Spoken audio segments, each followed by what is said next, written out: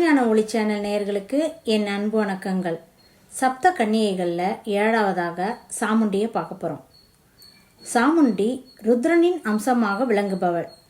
ஈசனின் நெற்றிக்கண்ணிலிருந்து தோன்றிய பத்ரகாளி தனது கோரமான முகத்தை மாற்றி சாமுண்டியாக மாறினாள்.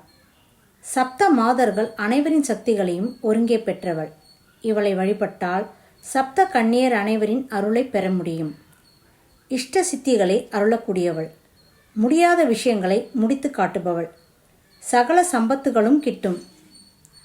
இவளுடைய வாகனம் சிம்ம வாகனம், உகந்த மலர்கள், தாமரை, வெண்மலர்கள், நைவேத்தியம், அக்கார வடிசல்.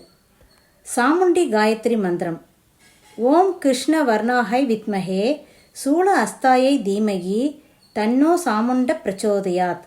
இந்த மந்திரத்தை 108 முறை அல்லது 21 முறை சொல்லலாம். நன்றி.